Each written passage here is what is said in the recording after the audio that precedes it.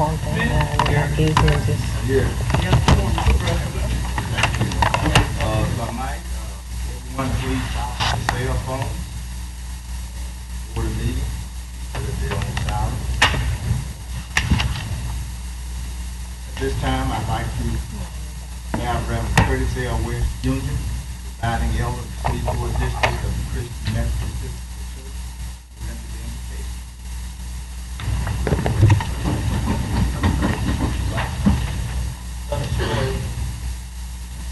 Loving God, we thank you for this wonderful opportunity to serve. We thank you, God, for using us the grace necessary to make this place even better. Pray for the leadership of our commissioners and ask that you give them divine insight and direction.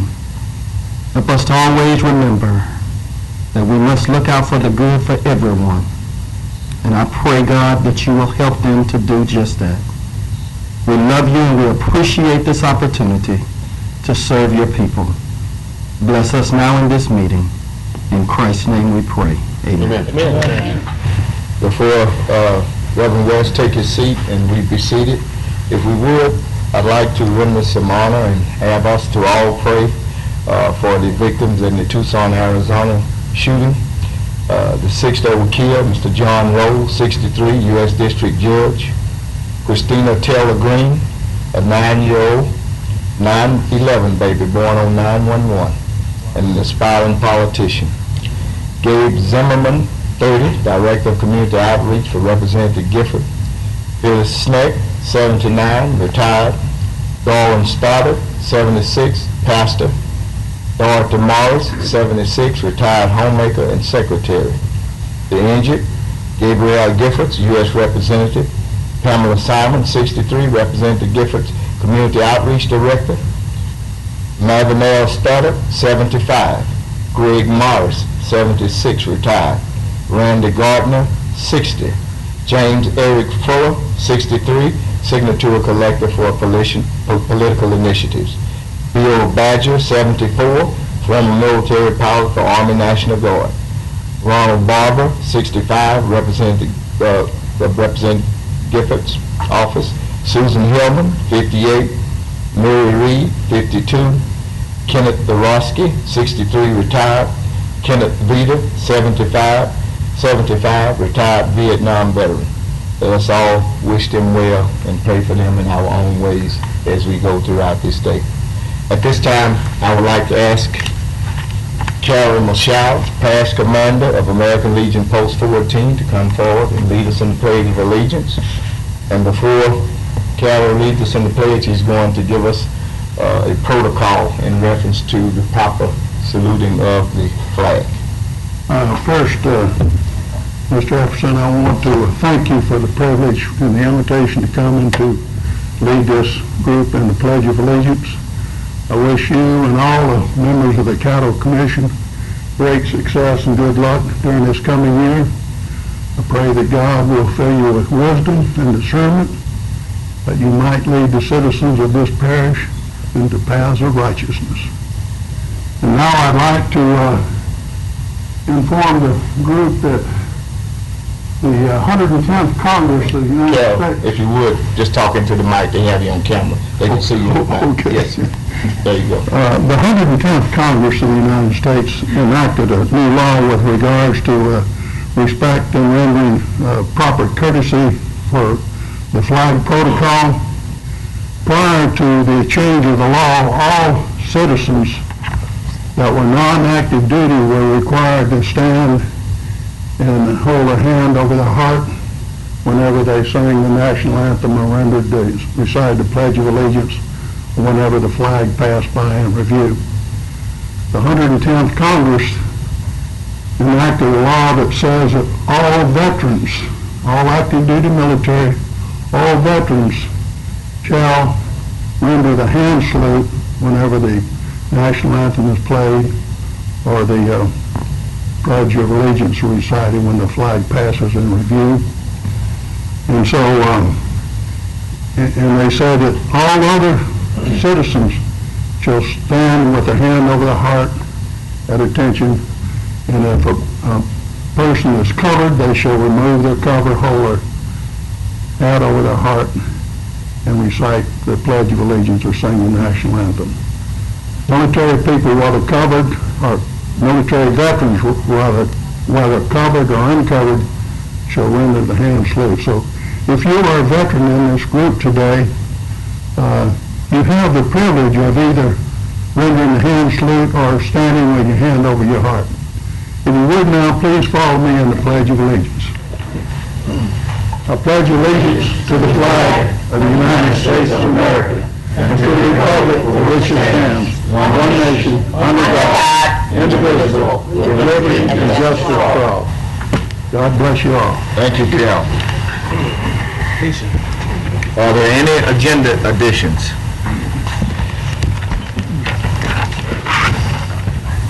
Citizen comments. If there's anyone in the audience that would like to address the commission on any item other than an item that's on the agenda for public hearing, please fill out a card in the foyer and submit it to the clerk, and you'll be allowed 3 minutes to state your concerns. So at this time, I have 2 cards. The first one up will be Craig B. Lee. Mr. Lee, if you come forward, state your name and address for the record. You may proceed. You have 3 minutes. Craig Lee, 1035 Eustis Street, Shreveport, Louisiana, 71104. I had this proposal sent to all of you guys, so I think you pretty much have that. I just wanted to give an overview as to what we're actually doing with the C.C. Antoine Black History celebration. How many of the commissioners actually know who C.C. Antoine is? Well, one of the things that we've done, this is our 3rd year having this Black History celebration. Started actually in Bossier City by my stepsister Tammy Wright, and moved over into Shreveport last year to accommodate larger crowds at the State Fairgrounds here in Shreveport. This year here we are branding this behind an American icon in C.C. Antoine. Of course, C.C. Antoine, if you look at the event legacy, not only was he the 3rd Black Lieutenant Governor in history of the state of Louisiana, he is actually one of the architects of the city of Shreveport, and for all intents and purposes, the primary aspect of what makes up Caddo Parish, in that he wrote the charter legislation for the city in 1871. What we're attempting to do as we go forward over the next 10, 20 years is to really brand our celebration and elevate the awareness, a lot of knowledge that people don't know about in terms of the city of Shreveport. For example, a lot of people in the city of Shreveport don't know that Shreveport at one point in time was the capital for the state of Louisiana. There's a lot of history that we can actually market in terms of bringing in what we call cultural tourists under this particular umbrella. And I'm just encouraging you guys to look at the proposal, and hopefully by next meeting we can have interest in terms of supporting financially the package, because what we're trying to actually do, instead of talking about the macro Black history of Martin Luther King and Rosa Parks, which is copacetic, that's kind of 3rd tier in terms of what we're doing. We're specifically focusing on Shreveport, Bossier initially, Caddo Parish, then the state of Louisiana, and then the region, and then the 3rd tier macro Black history will be secondary, because it's very important that a lot of the story actually be told, so that a lot of the young folks who are unaware, and other ethnic groups that are unaware of the immense contributions that individuals like C.C. Antoine made, can actually be brought to the forefront. I don't think a lot of folks know that when C.C. Antoine was state senator coming out of Shreveport 1868 to 1872, when he came back to Shreveport, he actually bought the Flournoy Lucas Plantation, which was 960 acres out on the corner of what is now West 7th and Industrial Loop, where General Electric actually sits. And we just got some other information at one point right behind there. That's where the state capitol, one of the state capitol buildings, actually was situated. We don't know if it's still back there, but we're basically really trying to position this thing so that we can really unearth some serious dialogue and information. C.C. Antoine's house, which is a historical site on Parish Street, one of the things that we're going to be doing is bringing that into a revitalization point, which will actually help the Allendale Lakeside area and some revitalization components. And that's some information for you, Mr. Pearson, because a lot of people have dropped the ball on this historic figure. And so if you would read the proposal, I've talked to a few of the commissioners, especially David Cox, in terms of the importance of this overall thing. This is not something that we're talking about doing a parade. We're literally bringing a lot of substantive knowledge which will actually help to market Shreveport Caddo Parish on a national stage, and we began to build cultural tourism. And I'll go to my seat with this. Black tourism, which is the fastest growing in the cultural tourism segment, is roughly a $70 billion a year industry. Our goal is to procure a 1 to 2% market share in cultural tourism over the next 10 years, which will significantly enhance the sales tax base and the property tax base here in the city of Shreveport. So between this project and another one I'll be dealing with you guys in by June, that's our primary focus in terms of what we're trying to bring to Caddo Parish. Any questions? Okay. Thank you, Mr. Lee. Appreciate it. My mom said she met you in the one the other day. Thank you, sir. She's a good lady. Oh, one last thing. Last year, and this was our proud moment, Walmart actually wrote us a check for $32,000. So they're one of our partners in this. So they saw the value in the overall thing. When you see the lineup, and just to go over this real quick, we've actually expanded this now 3 days to 4 days. We're kicking off on the 24th with a spoken word competition.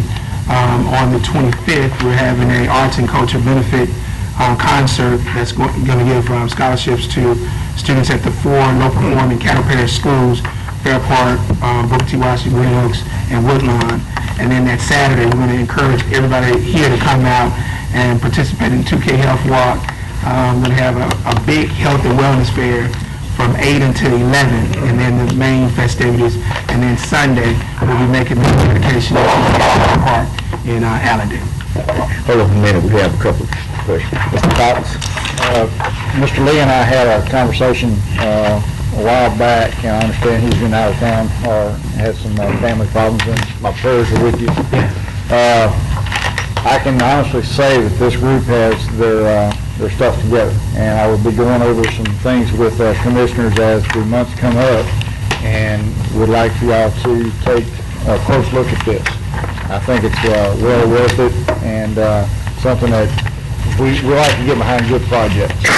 And from what I can tell, and the group that he has assembled here, they have their stuff together, and they actually know what they want to do and how to do it. So I'll be talking to each commissioner individually about this program and the promotions of it, and see if we can help them out.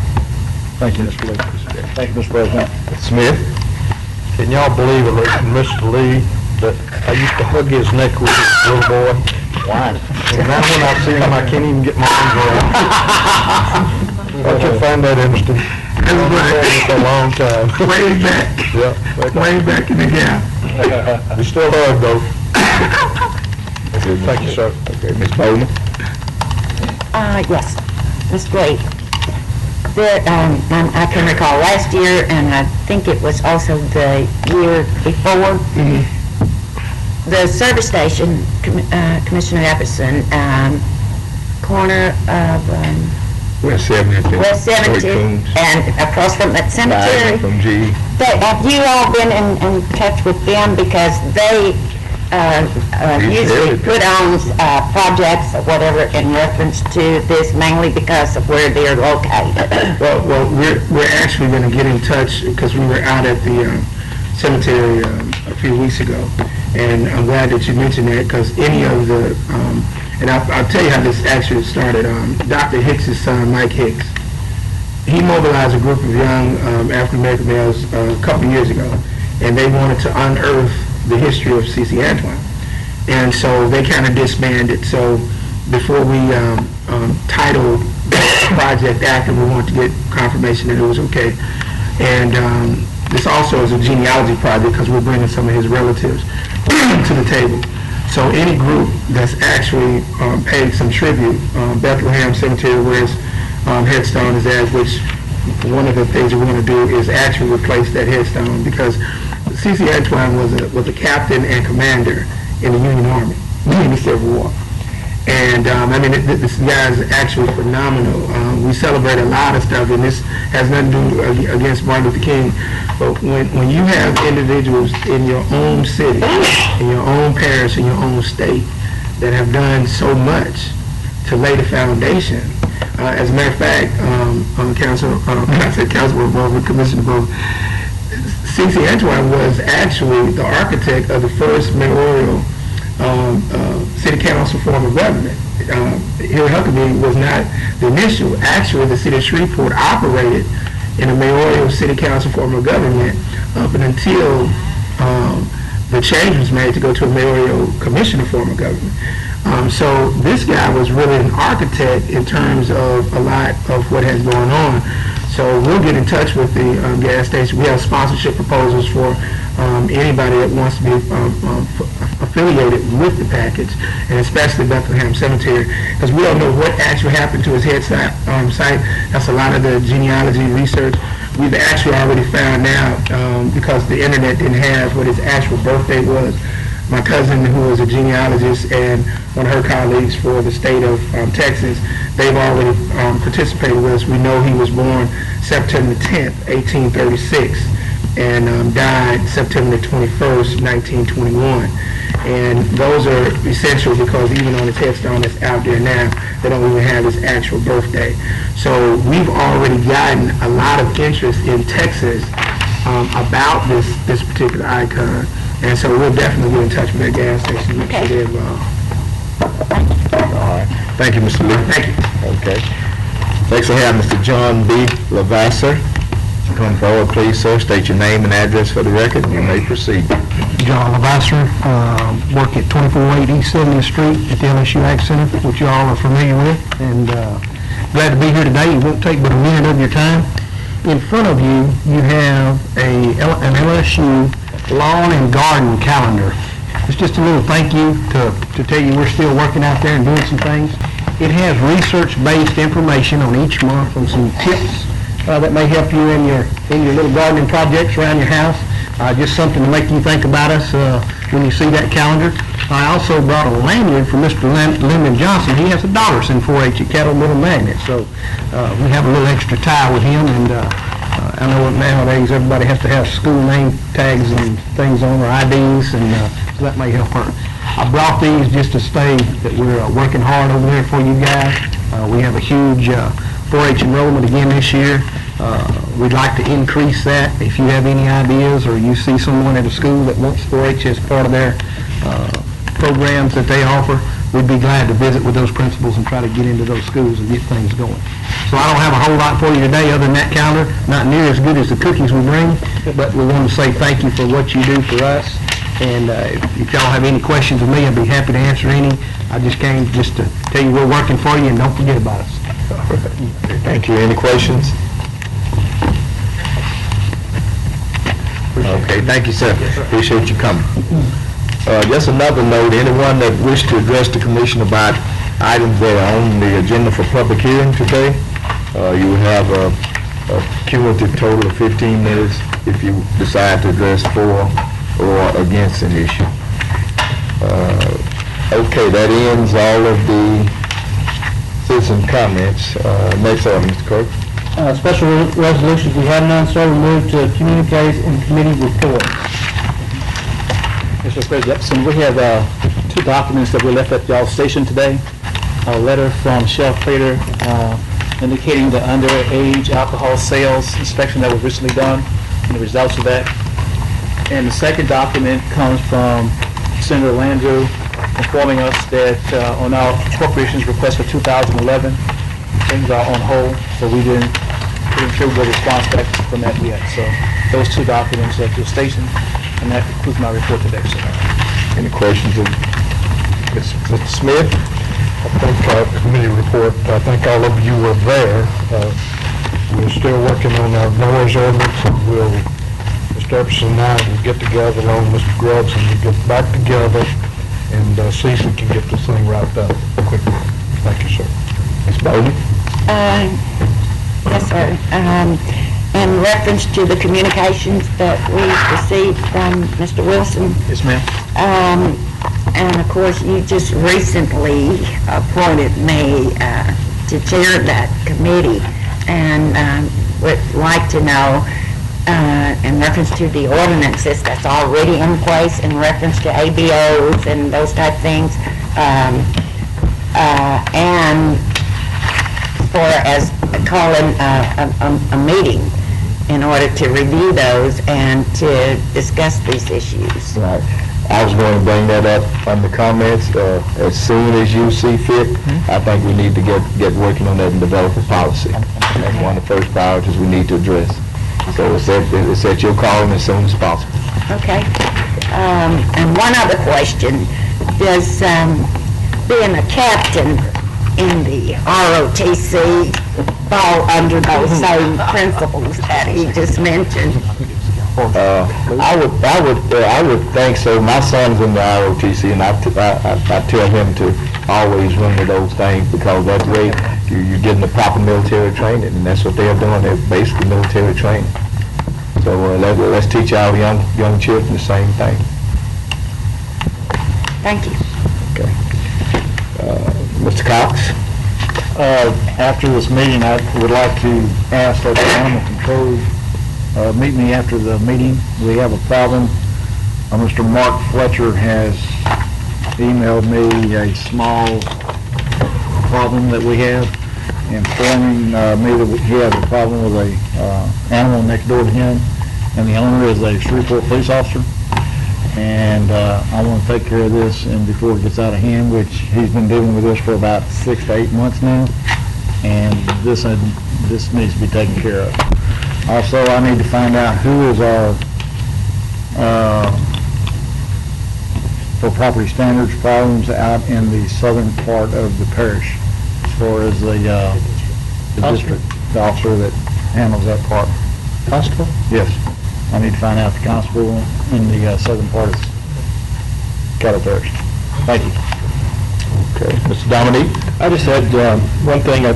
We were having some problems in Paris, and birds were getting at the courthouse, and some birds were at the courthouse. I did talk to Keith, and he took care of that. They put the bird be gone or whatever, so I'm hearing kudos that the birds have been gone from the courthouse. Great job. Okay, anyone else? Okay. This is one last thing. Mr. Demetre informed me that we have some calendars. Do you want to talk about this? We just got it off the press. Ain't nobody going to forget what day it is. Good afternoon, Commissioners. In my capacity as the chairman for the Louisiana Floodplain Managers Association, we have our 2011 calendars, and in these calendars we're featuring, when we had the state conference last year, we did a poster contest, and in this year's calendars are the students of Caddo Parish. Okay. And these calendars are going throughout the state. They will also go over to Texas, Arkansas, Oklahoma, and New Mexico. And so the children of Caddo Parish will be featured in this year's calendars, and I have a copy for each one of the commissioners. Thank you very much. So, we're done. Okay. I'm going to jump ahead so we can have the report from the MPC on the master plan. We can, after we finish it up, we can go on into everything. I've been speaking with Kerry Kirby, our IT director, in reference to our web page, our individual web page. I was just looking at some web pages from other areas, and they have a little more detailed information on. I was wondering if we would like to do that, maybe put our committee assignments, maybe a little more graphic relative to our geographic areas that we are over, and you might look at the state representatives and senators web page and kind of get some ideas and dress it up. You got all that space there, and I think if we can utilize it, make it be a lot more effective, it'll be more friendly to citizens and anybody that may be going on our website. I've also been speaking with Kerry and spoke with Mr. Wilson, and we visited the City of Auburn, Georgia's website, and they have a drop-down area within their website where they honor their veterans within their city. And want to know if we might want to look at that and see if we can get a website honoring our veterans and come up with a criteria on our webpage. But talking with them, my son-in-law lives in Auburn, Georgia, and they state that they get a lot of visits to that website and then get some residual interest on some things that they have happening there, because you have a lot of military people that's looking for ex-buddies that they serve with, and that serve is almost like a trail for people to lead into their website and find out some things that's going on there. So I would hope that maybe if we could all pitch in and see if there's something we'd like to do. I think Mr. Kirby stated that the cost would be minimal because he would do it on a separate database, whereas it wouldn't cost us anything to be on our regular website. And immediately following the meeting today, we're going to evaluate the administrator, the persons that are on that committee. I have an evaluation sheet that I'll give out to you. The ones on that committee are Wendora Baker, John Escadé, Stephanie Lynch, Carl Pearson, Mike Thibodeau. Mr. Thibodeau, if you would get those to the person on that committee in the event that they need to utilize. Okay. That's all I have at this time, Mr. Clerk. We're ready for the next one. I'm sorry, one more. Mr. Escadé. Thank you. Since you had brought up the website, if I might ask the administrator to look into it, I happened to be going to the Registrar of Voters website, or needing to go to it today. It's very difficult to get to, and we don't have a link to it that I'm aware of on our website, and I think it would be good to link Ernie's office up, because just doing a search, it's a hard search. So, if that's not too much trouble. Okay, that's it. Thank you. All right. At this time, Mr. Clerk, we're down to the report from the MPC relative to the master plan? Yes. Okay.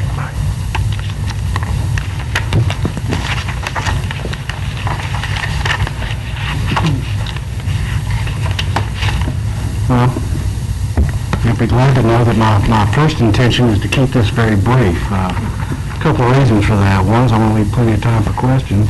The other is my throat's a little tender, and I'm not sure how long I can go otherwise. But anyway, in order to help accomplish that, I put together some slides that came from a large variety of presentations that will give you a little more detail than I'm going to take the time to give you today. But to get started, one of my mentors told me that every good plan, at the end of the day, tells a story, a coherent story. And I think this one is a good one, and it's no different in that respect. What it does, it tells the story of a region that, for whatever reason, at a given point in time, reached a point where, maybe from panic, maybe from certain legitimate reasons, there were some policies established, or lack of policies anyway, that allowed to substitute what I might call aggressive annexation for what was previous growth.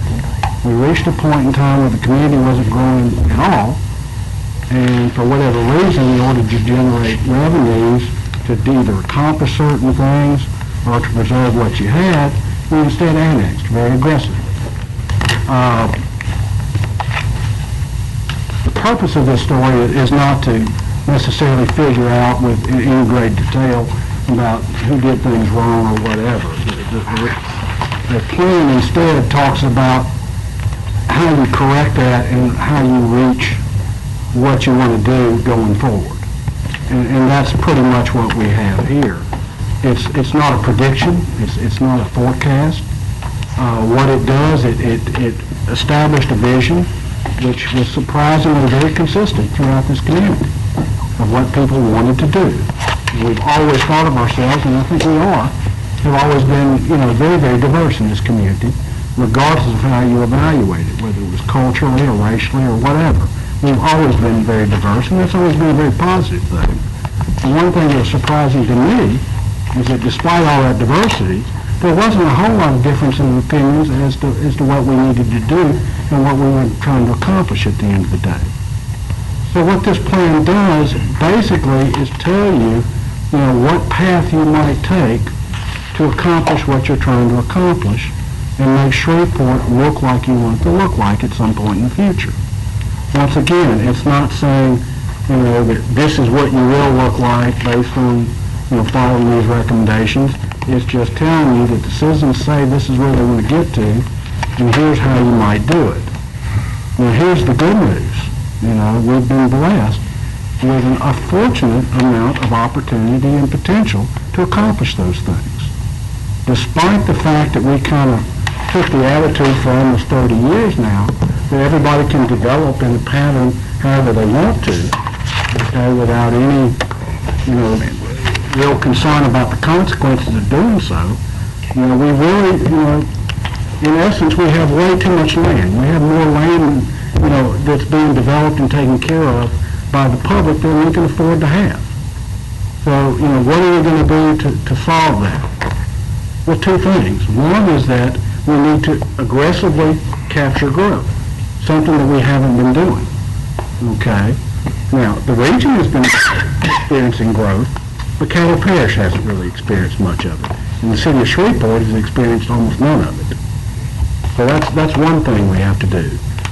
The other thing we have to do is get rid of some of that land, okay, that government and the public is taking care of that we didn't need in the first place.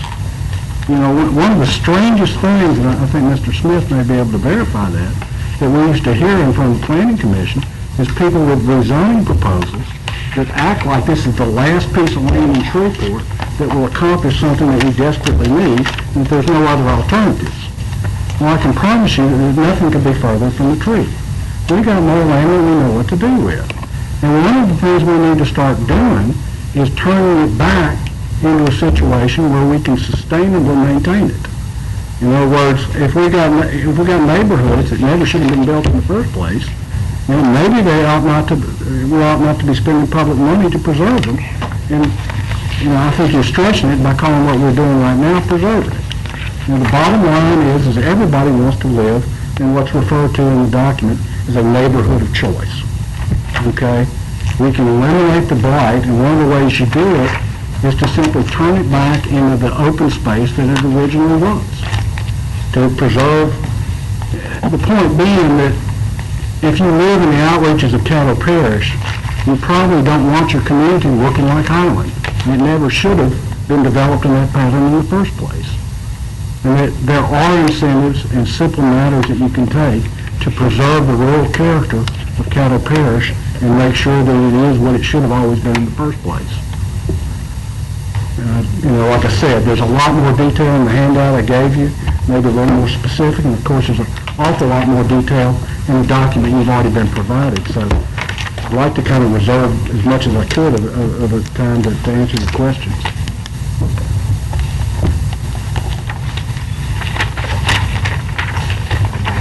Any questions? Yeah. Okay. I guess a few minutes then, I guess. The strategies are pretty simple, and they're kind of prioritized. There are certain things in there that are recognized as no-cost items, and those are certainly the things that need to be prioritized. There are certain things that will save money if you do them, and a perfect example of that has more to do with the city, but I think it illustrates the point.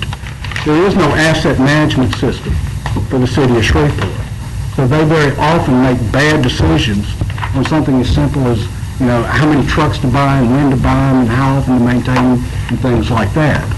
It is a fact that an asset management system requires an investment.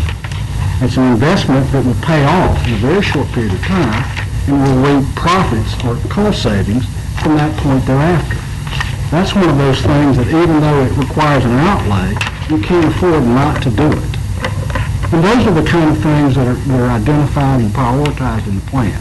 It's not, here's this gigantic set of policies and circumstances, and you do them in this exact order. It identifies which ones are fairly easy to do, which ones are painless, which ones require some investment and some thought, And it identifies them in exactly that manner, so that's, I don't know if that motivates any more questions, but that's the other part of the story I was going to let you ask about, if you will. Anything? Okay, hold up a minute, Okay. You know, we stated earlier that we wanted to hear a presentation, so, we're at this point where we have something, a guideline that we can go by. Now, I plan to, assign this where we sort of digest it down a little bit and break into it instead of a full We understand. session. And you know, the city council has all of the, Jeff Everson and Rose McCullough going to be the reps in reference to this. So I'd like to have our intergovernmental professional organizations committee look at this. Be Mr. Pearson, Ms. Bowman, Mr. Johnson, Matthew Lynch, Stephanie Lynch, Mike Thibodeau. Doesn't have to be all of them, but if we can get a good core group that can meet consistently, go through the document, sift it out, and those two, the council reps and us get together, and then let the full bodies know what direction we want to take. And I would like to ask them to do this as soon as possible. We want to try to expedite it because we have it in place and we want to go ahead and act on it. So those are my plans. I think, and once again, I'm not speaking for myself, but what I've been hearing, particularly as it relates to the Citizens Advisory Group, the CAG, you'll see it abbreviated in the document a lot. I think there's the concern and the desire that they invested, a lot of people invested a lot of time and money on this, and that they think there's an awful lot of momentum going. They don't want to let that disappear. Okay, now, none of us has a crystal ball and can know when that happens. All that we ask you to do is stay conscious of that. And I'm delivering that message from there, actually. And I ask my colleagues at this time, do you all think that's sufficient at this point in time? And okay with everyone? We'll go into as much detail as y'all require. If you want to do that in committee, that might be more appropriate. We're always available. Yes, okay, one moment. Let's see, who we got? Mr. Pearson, Mr. Escadade Pearson, anyone else? Okay, Mr. Escadade. Yeah, as I stated before, I think that the commission needs to meet soon, its committee members. I've read the master plan. It's very comprehensive. It's redundant, but that's good. There's some places it needs to be to bring the point home, but it's very complex. I don't think that your concern of the group you represented, and I missed that part who you were speaking for, should be concerned that we're going to drop the ball on this.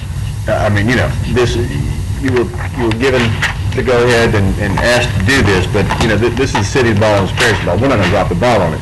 I'm very interested in getting it done. But the two bodies need to meet. We need to find out specifically where our common interests are going to lie within this plan, and quite naturally, that's, for the city's purposes, the city, for our purposes, within the 5-mile boundary of the MPC. Then if the parish wants to take it beyond that, as far as parish, that's in our purview. But at least we need a plan, at least we need an outline, and as I'd mentioned before, these are some immediate things that cost no money, that make sense to us, that we can get going right off the bat. Let's do those.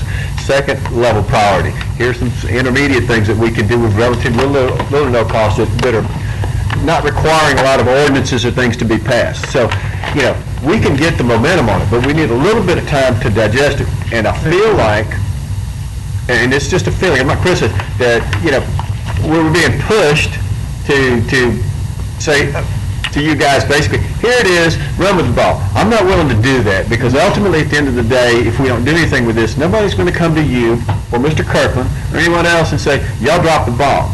So I'm very aware that we're holding the hot potato. And I know as Commissioner Epperson and the rest of us, I've talked to most of the city council members. We're very interested in doing this, and we realize it's a timely matter, but it's an awful lot of information to digest. And in closing, I'll say that, I know there's staffing issues and all that y'all want resolved. I'm not prepared to even entertain that until there's a clear vision and detailed work for that staff to do. I'm not going to have someone sit around, a couple of people, for 90 days, that's an arbitrary figure, to not have, a work plan. Have some detailed information about what to do and what to expect. And once that's done, I don't know about the rest of the body, but personally, I will want at least a monthly brief report on what the progress is and how we're coming with each level and stage of the plan. And when I say brief, that means I do not want to have a shot of Novocaine before these reports every time. Thank you. Yes, and let me respond, if I may.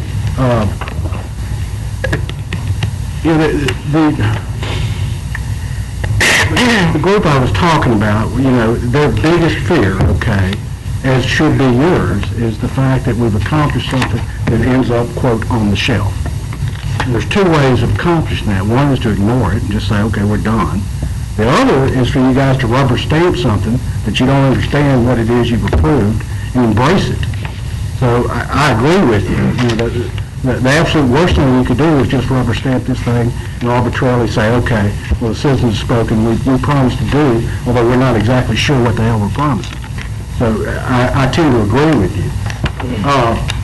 There is a detailed work plan for staffing, and I don't know if it's been presented to you. All I know is I was asked to prepare it, and I did so. We'll get it to you again, and it 100% comes from the content of that plan. And it, in fact, specifically mentions the updates that you're talking about. Now, I don't remember exactly how often they were going to be. I'm not sure they were monthly. That's probably more frequently. But the idea is one of this person's primary duties is to keep every single government, public sector, and private sector interest that wants to become involved in implementing this plan, keep them informed and up to date. Mr. Pearson? Basically, John said what my interest was, but to answer your question, yes, I would think we would want to meet and go through the plan, get all of those like items out of the way, and then so that we can make a real comprehensive and informative report to the rest of the commission. Mr. Cox? Now, I hate to throw the common sense card at a lot of the deals that we are presented with from time to time, but this is a common sense issue.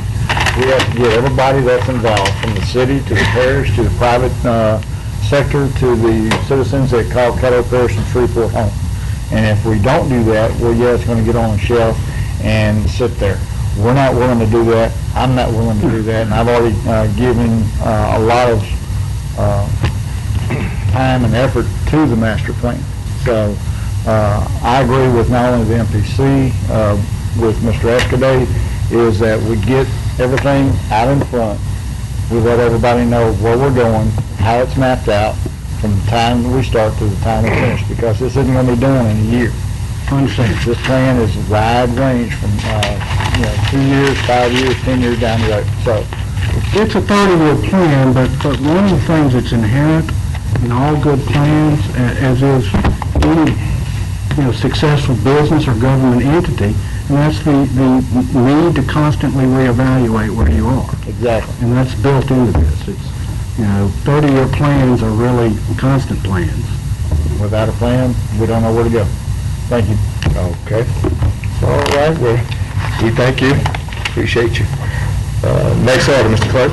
Mr. Next, we have the President's report. I did that beforehand.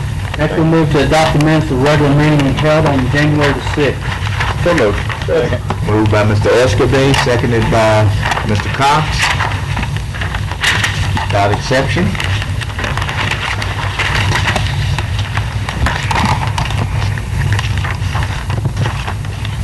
Okay. Next order, please. Public hearing on ordinances. This time we'll open Ordinance number 5063 of 2011. Is there anyone present to speak in favor of this ordinance?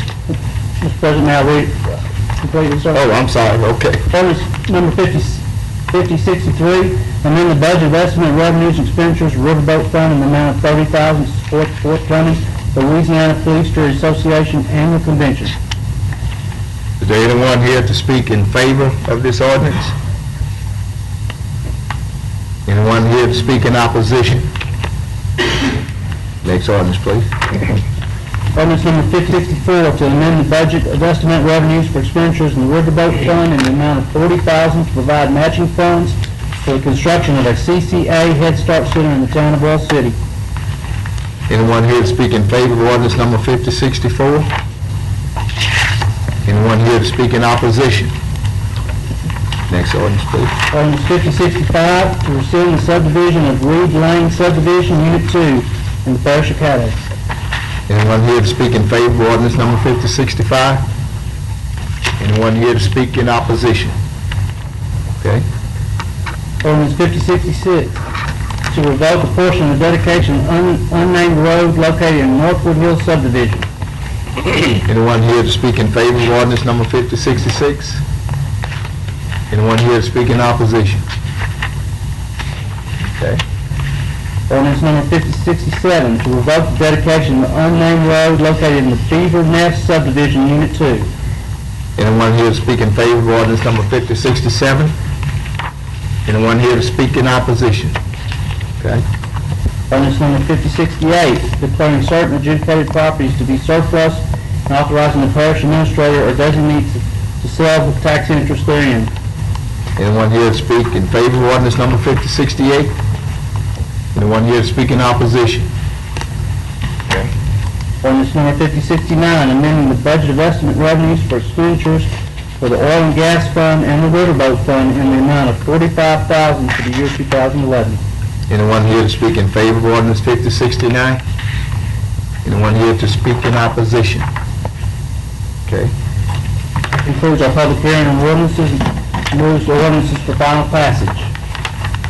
Ordinance number 5063, to amend the budget of estimate revenues for expenditures from riverboat fund in the amount of $30,000 to support the forthcoming Louisiana Police Street Association annual convention. Recognize Mr. Escaday. Mr. President, I would like to in globo passage of the previously public held ordinances, being number 5063 through 5069. Moved by Mr. Escaday, seconded by Commissioner Dominique, that we in globo ordinances 5063 through 5069. Along with Mr. Pearson, we'll make an amendment. Along with the appropriate amendment to ordinance number 5063, which is made. Mr. Pearson. The amendment to ordinance 5063 would read immediately following the severability clause, be it further ordained that no funds appropriated herein shall be expended for the purchase of distribution of alcoholic beverages. Second. Okay. Ordinance number 5063 has been amended by Mr. Pearson and is seconded by Mr. Escaday. Let's vote please on the amendment of ordinance 5063.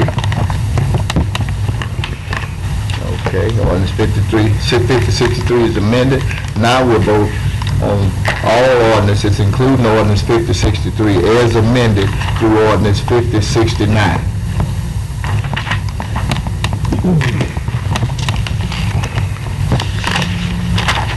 Okay. Next order, Mr. Clerk. We have work session minutes for January 18th, and to ratify those session minutes for those. Moved by Ms. Dominique, seconded by Ms. Bowman. Okay, those are ratified. Okay, that's everyone. Okay, next order, Mr. Clerk. Resolution number 2, authorizing the Caddo Community Action Agency Incorporated to administer the Head Start program in the parish of Caddo for the year 2011. Moved by Commissioner Pearson, seconded by Commissioner Baker. Any discussion? Vote, please. Okay, that passes. Next order. Resolution number 3, to authorize the Caddo Parish Administrator to request and authorize the Louisiana State Mineral and Energy Board to accept nominations and advertise for oil, gas, and mineral leases, accept bids and award to the executive oil, gas, and mineral leases on certain mineral rights for Tapper Resources Incorporated. Moved by Mr. Dominic, seconded by Mr. Johnson. Any discussion? No discussion? I'm sorry. Mr. Escaday, you want discussion? Yeah, and Mr. Escaday has some discussion. Mr. Glass, this is not what we were talking about a while ago, is it? No. Okay, thank you. Okay, all right. Let's vote again, please. Oh, I'm sorry. You have anyone else? I guess that was premature. Okay, let's vote. Okay, any old, next item, Mr. No old business or next, new business. Like a proclamation for Caddo Commissioners to attend the Washington Mardi Gras, February 10th through 13th. So moved. Moved by Ms. Baker, seconded by Commissioner Escudé. In discussion.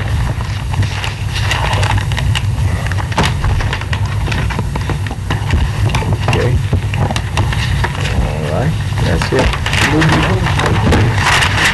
Move to adjourn. Okay. So move. John. Committee. Look, do we want to